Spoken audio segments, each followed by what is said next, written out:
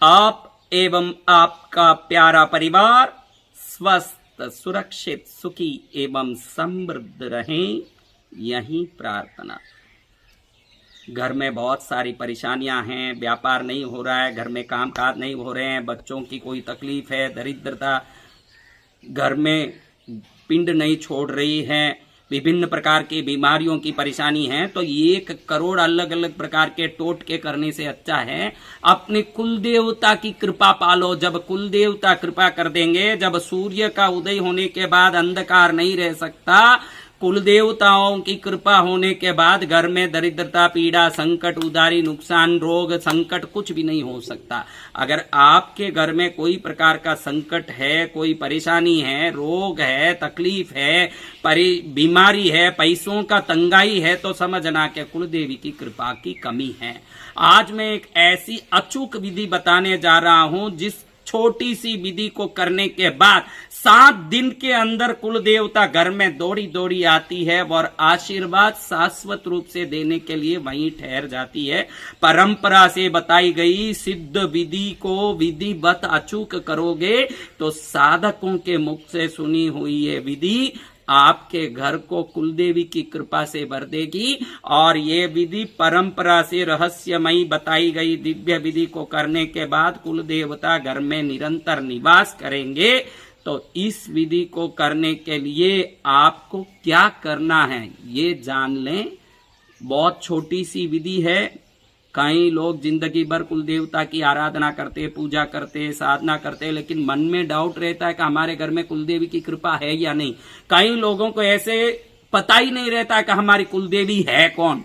कितने ही लोगों को कुलदेवता का पता तक नहीं है ना, कितने ही लोगों को मन में डाउट है कि हमने इतना किया, कुलदेवता का आशीर्वाद मिल रहा है कि नहीं। ये विधि करने के बाद जिनको डाउट है उनको भी 7 दिन के अंदर या तो सपने में कुलदेवी दर्शन देगी, या कोई शुभ काम होगा, या कोई ऐसा संकेत मिलेगा निश्चित कि हमारी इस विधि से कुलदेवी की कृपा हुई है। यह निश्चित रूप से 7 दिन के अंदर मालूम पड़ जाएगा। और जिनको कुलदेवता का पता तक नहीं है उनको भी उनकी कुलदेवता आशीर्वाद देके घर में कल्याण कर देंगे। ये विधि इतनी छोटी है लेकिन अचूक है। कहते हैं कि भाई छोटी अगर मूर्ति हो तो कीर्ति बड़ी हो, ऐसे ये छोटी सी क्रिया बड़ी कीर्ति देने वाली है। इस क्रिया को करने के पहले, इस क्रिया को हम करने के लिए छोटी छोटी चीजें इकट्ठी करनी है। मैं आपको ये प्रैक्टिकली यहाँ बता रहा हूँ। आप संकेश भाई थोड़ा इधर आए और आकर के इसको थोड़ा पकड़िएगा। और ये देखिए, ये छोटा सा लाल कपड़ा है, इतना सा कपड़ा लेना है और कुछ नहीं। ये छोटे से कपड़े और थोड़ा चंदन का पाउडर है। चंदन का पाउडर दुकानों में मिलता है। ये भस्म है, भस्म। ये कुमकुम है, ये लाल डोरा है, ये हल्दी है, ये कोयला है, ये कोयला है, और ये एक लोबान के धूप की, लोबान का धूप है। इतना बड़ा भी नहीं, छोटा सा टुकड़ा हो तो भी चले, मेरे पास पड़ा था मैंने ले लिया है। एक इतना सा ये लाल कपड़े को लिया, एक कोयले के टुकड़े को अंदर रखा। ये लोबान का धूप का ये भट्टी है। लोबान धूप बोलोगे तो दुकान में मिलेगा। इस छोटा सा टुकड़ा रखें, थोड़ा सा चंदन डालें, थोड़ा सा भस्म डालें, थोड़ा सा कुमकुम और एक हल्दी का गांठ, बस इतना ही हो गया। और इसको ऐसे पोटली कर लें, इसका इसे पोटली कर लें। ये लाल डोरे को लें, इस लाल डोरे से इसको आप अच्छे से बांध लें ऐसे। आपको वापस बता देना चाहता हूं कि करोड़ प्रकार के अलग अलग क्रिया करने से अच्छा है अपने घर में कुलदेवता का आशीर्वाद शाश्वत रूप से बन जाए तो किसी दूसरी क्रिया की जरूरत ही नहीं है। क्योंकि जिस घर में कुलदेवता मजबूत रूप से बैठे हों तो उस घर को कोई भी किसी प्रकार से तकलीफ नहीं दे सकता। अगर कोई कुलदेवता को बांध दिए हों, इस कारण से घर में परेशानी हो, तो वो बंधे हुए कुलदेवता को भी मुक्त करने के लिए ये विधान बहुत ही लाभकारी है। वो कुल देवता जागृत होके आपका सब कल्याण करने लगते हैं। तो ऐसा महिमामय आपको ये क्रिया है। खाली देखिए ऐसे हमने इसको डोरा बांध दिया है। खाली एक गांठ इसलिए दे रहा हूं कि वो खुल न जाए, अच्छे से बन जाए। इसको कौन बांधना है? तो घर के पुरुष सबसे बड़े जो हैं वो बांध सकते हैं, या बेटा है तो बेटा बांध सकता है। पुरुष ही बांधना, स्त्री नहीं बांध सकती है। घर में पुरुष ही बांधना है। कोई बड़ा आदमी है घर का सबसे बड़ा, वो बांध सकता है, या बेटा बांध सकता है। कब बांधना? तो शुक्ल पक्ष की अष्टमी सर्वोत्तम है, पूर्णिमा, या शुक्ल पक्ष का आपके कुल देवता की तिथि कौन सी है उस तिथि में बांधे। तो हर एक कुल देवताओं की अलग अलग तिथि होती है। किसी की एकम पहला दिन शुक्ल पक्ष का, किसी का पंचमी, किसी का अष्टमी, किसी का नवमी। तो आपके कुल देवता का जो दिन है उस दिन में इसको बांध लें, बना लें।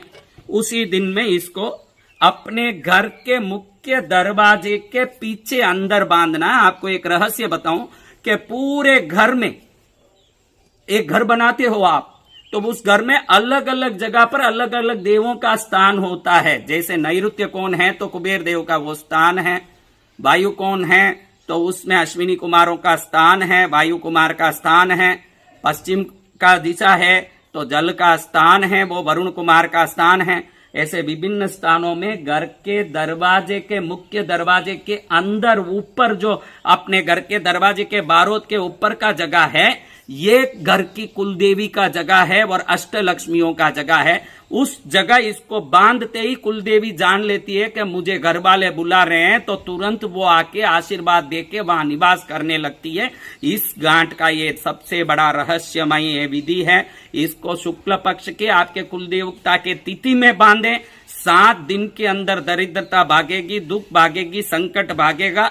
देखो, साधक कुछ भी बोलते हैं तो मात्र जन कल्याण और लोक कल्याण के लिए बोलते हैं। ना मैं 20 साल में कभी किसी से मोबाइल में बात किया हूं, ना कभी किसी से साबुन, कपड़ा या कोई वस्तु मंगाया हूं 20 साल में।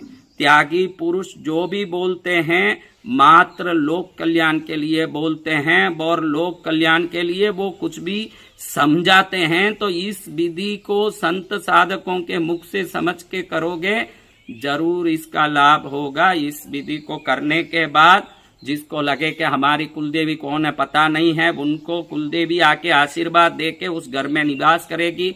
और जिन लोगों को अपनी कुलदेवी कृपा कर रही है या नहीं ऐसे संशय हो, उनका भी कल्याण होगा। लेकिन ध्यान रखिएगा, मैं कई घरों में जाता हूं और देखता हूं कि लोग कुल देवी को, देवी देवताओं को बैठा तो देते हैं, खुद बाटी, दाल, चूरमा, माल ठोकते रहते हैं। वो देवता को एक इतना सा दीपक करके फिर उनसे करोड़ों अरबों मांगते हैं।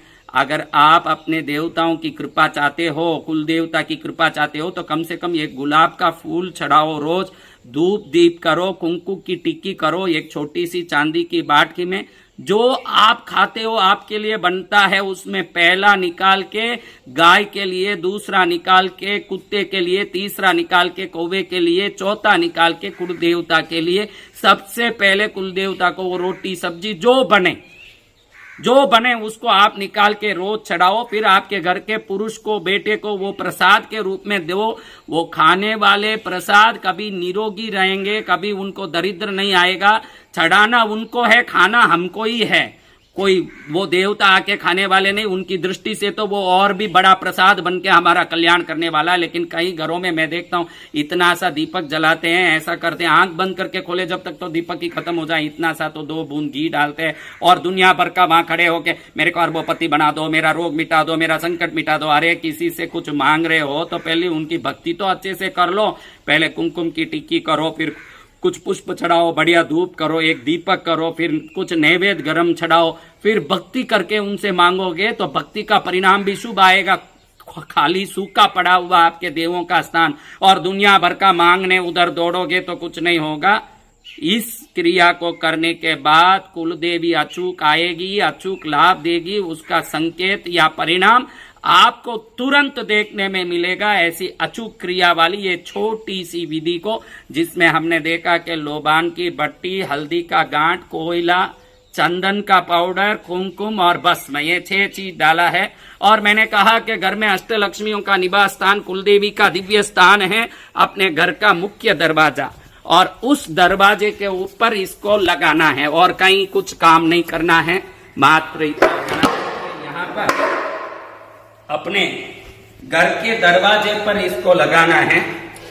यहाँ पर आप देखेंगे कि ये हमारा यहाँ विंध्याचल में मेरे साधना आश्रम का मुख्य द्वार है। यहाँ पर इसको इसी डोरे में भी देखे तो इसी डोरे से लेके ऐसे मैंने उसी डोरे में से ऐसे टांग दिया है। अगर आपको नई कीली लगाना पड़े तो पीतल की कीली लगाओ तो बहुत अच्छा है, पीतल की कीली आप लगाओ तो बहुत अच्छा है। ऐसे लगा दिया, बस इतनी सी क्रिया। इस क्रिया को करके अनंत फल प्राप्त करो, यही मंगल कामना करते हुए आप एवं आपका प्यारा परिवार